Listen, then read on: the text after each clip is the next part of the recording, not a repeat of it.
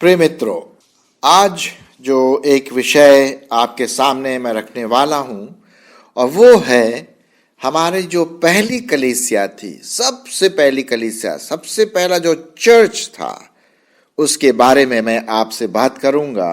The growth of early church, जो सबसे पहला जो कलीसिया थी उसकी बढ़ोतरी कैसी हुई और इससे हम बहुत कुछ सीख सकते हैं।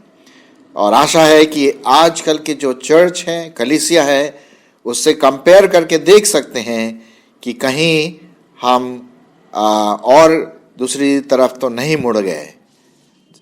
आइए हम देखेंगे। इससे पहले कि मैं आगे बढ़ूं, मैं आपके लिए पढ़ूंगा प्रेरितों के काम, उसका 2 अध्याय और किस प्रकार से लोग प्रभु के पास आए। मैं आपके लिए पढ़ूंगा प्रेरितों के काम, उसका 2 अध्याय और उसके 40 पद से।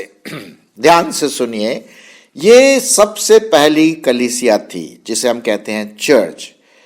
ये विश्वासियों का झुंड जिन्होंने प्रभु यीशु मसीह पर विश्वास किया और किस प्रकार का उनका जीवन था चर्च में और जनरली। आशा है ये हमारे लिए, सबके लिए आशीष का कारण ठहरेगा। मैं आपके लिए पढ़ रहा हूं प्रेरितों के काम 2 अध्याय और 40 पद से। उसने बहुत और बातों में भी गवाही दे देकर समझाया कि अपने आप को इस टेढ़ी जाति से बचाओ। और जिन्होंने उसका वचन ग्रहण किया उन्होंने बपतिस्मा लिया और उसी दिन 3000 मनुष्यों के लगभग उनमें मिल गए।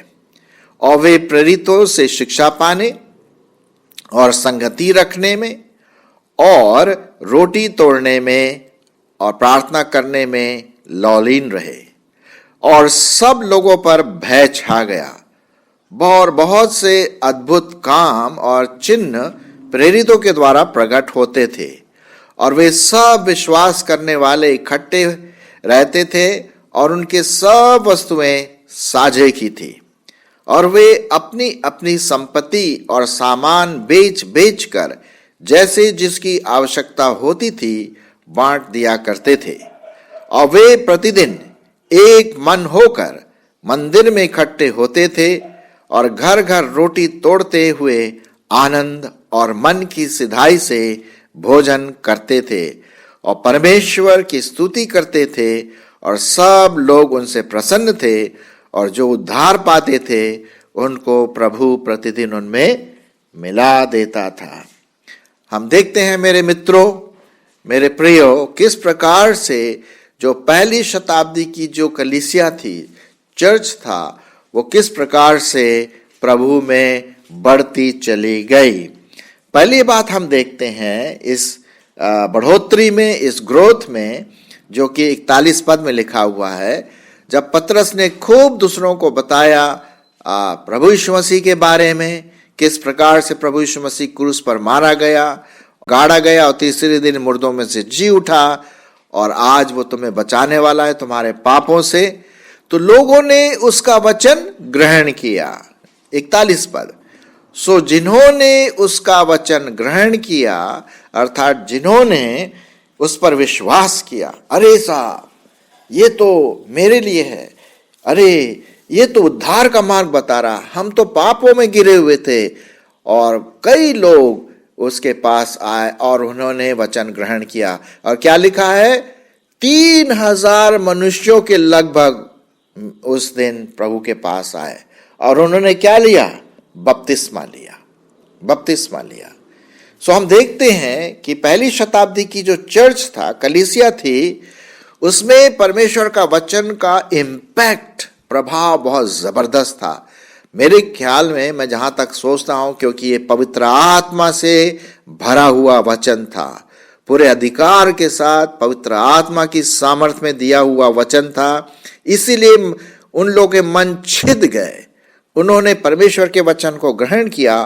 3000 मनुष्य, आप सोचिए, एक दिन में 3000 लोगों ने प्रभु के वचन को ग्रहण किया, उस पर विश्वास किया, उद्धार पाया। और क्या लिखा हुआ है? बपतिस्मा लिया। मेरे प्रियो, यदि आप अपने आप को मसीही कहते हैं, क्या आपने अब तक बपतिस्मा लिया है? ये प्रश्न है, मैं आपके सामने रखना मांगता हूं।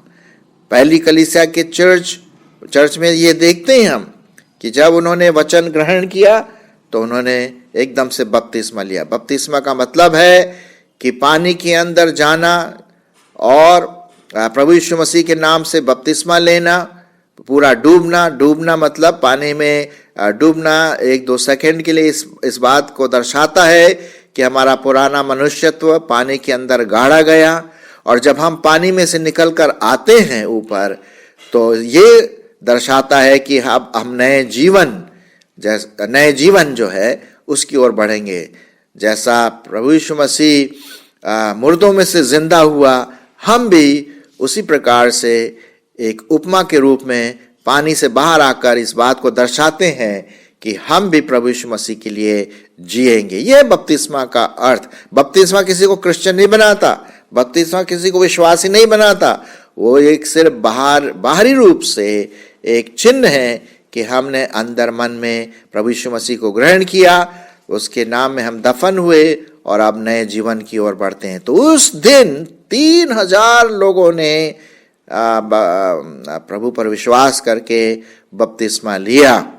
और अगर आपने अभी तक बपतिस्मा नहीं लिया तो पानी का बपतिस्मा लीजिए, डुबकी का बपतिस्मा लीजिए। वो डुबकी का बपतिस्मा ही परमेश्वर के वचन में बिल्कुल साफ रीति से दिया गया है। आप इस पर जरूर विचार करें। दूसरी बात हम देखते हैं, जो अर्ली चर्च जो था, जो पहली शताब्दी की जो कलीसिया थी, जो चर्च था, वो टीचिंग में बहुत आगे बढ़े। लिखा हुआ है 42वें पद में, और वे प्रेरितों से शिक्षा पाने, जी हाँ, वो ललायत थे परमेश्वर के वचन को खाने में। और प्रेरित जो थे, अपोस्टल्स जो थे, चेले जो थे, वो जितना हो सके उन्होंने प्रेरितों को परमेश्वर का वचन खूब कूट करके परमेश्वर का वचन उनको दिया। क्या आज हमारे चर्चेज में, हमारी कलीसिया में क्या एक सच्ची, ठीक, पवित्र डॉक्ट्रिन दी जाती है, सच्ची शिक्षा दी जाती है? यदि आप किसी चर्च में जा रहे हैं जहां पर परमेश्वर का वचन का प्रचार नहीं होता है, आप वहां ना जाएं, वहां पर जाएं जहां पर सच में परमेश्वर का वचन पूरी सिधाई के साथ, पूरी खराई के साथ, पूरी सटीकता के साथ शुद्ध रूप से परमेश्वर का वचन का प्रचार होता है। सो मेरे प्रियो, आप परमेश्वर के वचन की शिक्षा पाएं, आपके पास्टर से, लीडर से, जो प्रभु में परिपक्व हैं, मैच्योर हैं, आप उनसे विनती करें कि हमें प्रभु के बारे में और शिक्षा दीजिए।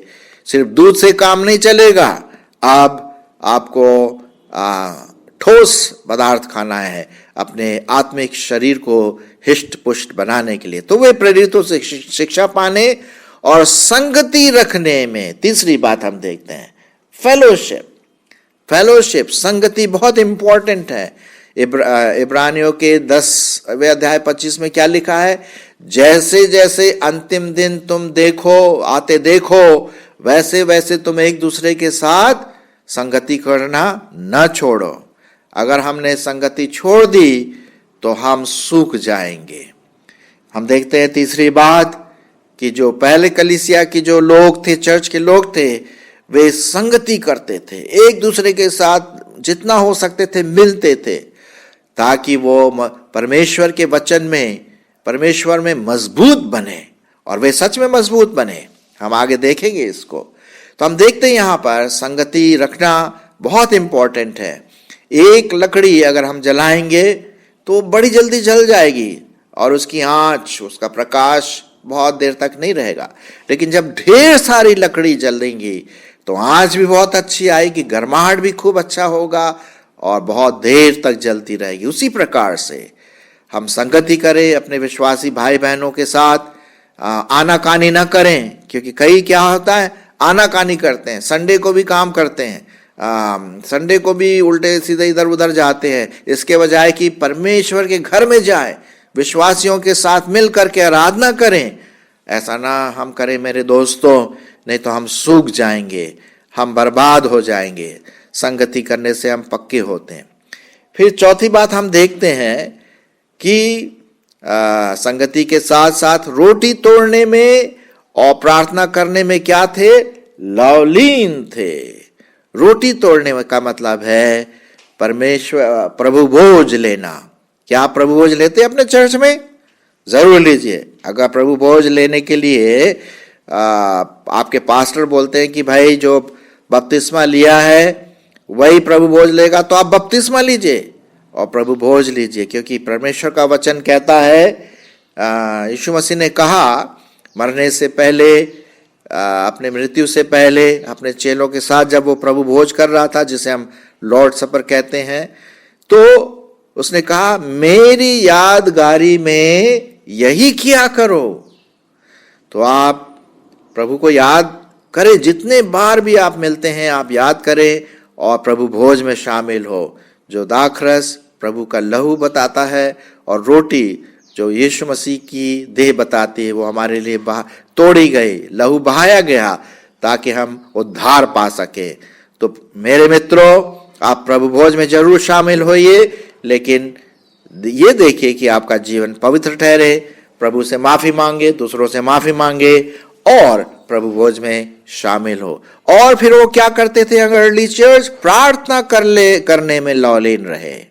देखिए, बैप्टिज्म हुआ उनका, विश्वास किया, टीचिंग में लगे रहे, शिक्षा पाने में लगे रहे, संगति पाने में लगे रहे, पर प्रभु भोज में शामिल हुए और प्रार्थना में लवलीन रहे। प्रार्थना का मतलब है परमेश्वर से बातें करना, परमेश्वर के साथ आत्मिक रूप से संगति करना। जब कभी भी सोते हैं, चलते फिरते, खाते पीते, हम प्रार्थना कर सकते हैं। जरूरी नहीं कि हमारी प्रार्थना 1 घंटे की हो या आधे घंटे की हो। प्रार्थना का मतलब है कि आप बातें करें, चाहे वो 1 मिनट की बात हो या 1 घंटे की बात हो या दिन भर की बात हो। मेरे मित्रों, आप अपने दिल से, अपनी आत्मा से लवलीन होकर परमेश्वर के सामने गिड़गिड़ाएं, रोए, बातें करें। यह है प्रार्थना का मतलब। अच्छा, और उसके साथ साथ एक और चीज देखते हैं 44 पद में, और वे सब विश्वास करने वाले इकट्ठे रहते थे और उनकी सब वस्तुएं क्या थी? साझे की थी। मतलब सबकी वस्तुएं एक दूसरे की थी।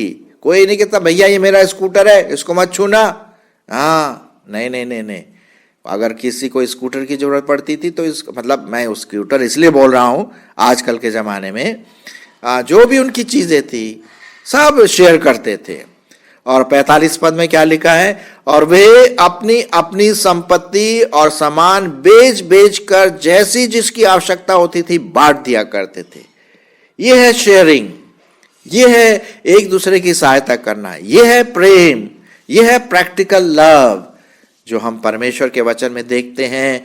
पहली शताब्दी की कलीसिया, हाँ मेरे दोस्तों, आज हमारे देश में हमारी कलीसिया की क्या हालत है, हमारे देश में चर्चों की क्या हालत है।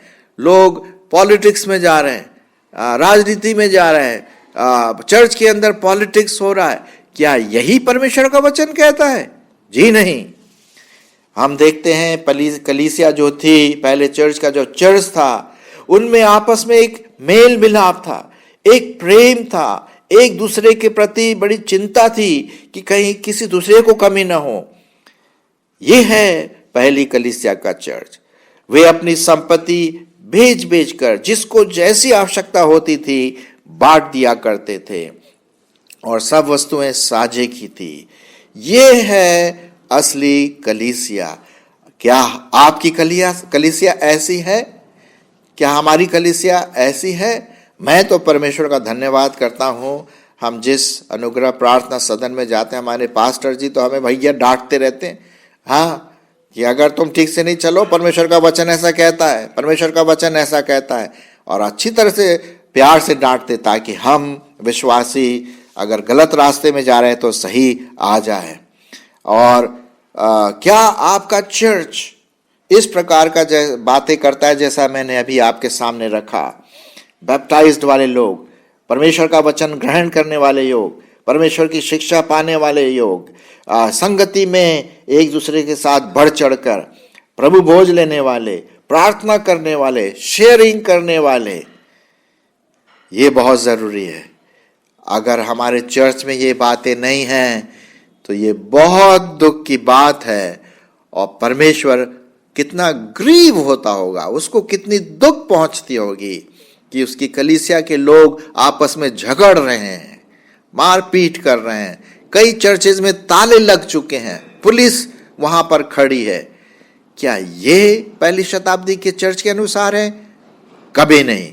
मेरे दोस्तों, मेरे मित्रों, हम होशियार रहें कि किस प्रकार की कलीसिया में हम अटेंड करते हैं, जाते हैं और उसको बढ़ोतरी का कारण बनाते हैं। अच्छा, इसका जब रिजल्ट क्या हुआ, ऐसी कलीसिया, पहली शताब्दी की कलीसिया का रिजल्ट क्या हुआ, उसका परिणाम क्या हुआ? 43 पद पे लिखा है, और सब लोगों पर भय छा गया। भय का मतलब है एक आत्मिक उन्माद, एक आत्मिक आदर, परमेश्वर के प्रति, मसीहियों के प्रति भय छा गया, और बहुत से अद्भुत काम और चिन्ह प्रेरितों के द्वारा प्रकट होते थे। और इस तरह से परमेश्वर बहुत अजीब अजीब मिरेकल्स, अद्भुत काम, लोग चंगाई पाते थे। जब कलीसिया ऐसी होगी तो जरूर है कि बहुत अच्छे अच्छे काम परमेश्वर की महिमा के लिए होंगे। 40 पद में क्या लिखा हुआ है?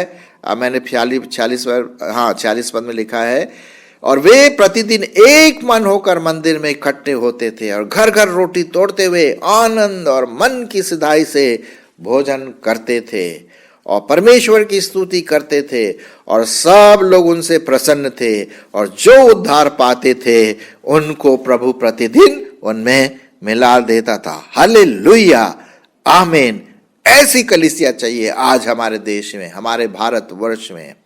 ऐसी कलीसिया जो जागृति हो, जहां पर लोग एक दूसरे के प्रति प्रेम दिखाएं, एक मन हो जाए, लड़ाई झगड़ों को छोड़कर दूसरों की चिंता करे, परमेश्वर की स्तुति करे। ये नहीं कि किसी लीडर को बढ़ा चढ़ा करके भैया तू आ जा, उसकी चिकनी चुपड़ी बातों से किसी को ऊपर उठाना, किसी को नीचे दिखाना। ये नहीं है पवित्र आत्मा का कार्य। पवित्र आत्मा का कार्य जैसे हमने देखा ये प्रेरितों के काम उसके दूसरे अध्याय में बहुत सुंदर चित्रण, एक आदर्श कलीसिया जो है, आदर्श चर्च जिसे हम कहते हैं, वो है। और वे प्रतिदिन एक मन होकर मंदिर में इकट्ठे होते थे, घर घर रोटी तोड़ते हुए आनंद और मन की सिधाई से भोजन करते थे। अरे साहब, क्या आनंद आता, मुझे तो पढ़ने ही में आनंद आ रहा है। क्या हमारा चर्च, आज का चर्च ऐसा है? क्या हम इसको, अगर ऐसा नहीं है तो क्या हम इसको बनाने में, सुधारने में सहायता करें? और वे परमेश्वर की स्तुति करते, सब लोग उससे प्रसन्न थे, और जो उद्धार पाते थे उनको प्रभु प्रतिदिन उनमें मिला देता था। अरे साहब, जब ऐसी पवित्र आत्मा का कार्य होगा तो नेचुरली लोग प्रभु के पास आएंगे, वो तो है ही, ये तो स्वाभाविक है। एकता देखते, और प्रभु का कार्य quality wise and quantity wise बढ़ता चला गया। परमेश्वर आपके द्वारा और मेरे द्वारा, अपने लोगों के द्वारा ऐसे ही कलीसिया की स्थापना करे। आमीन।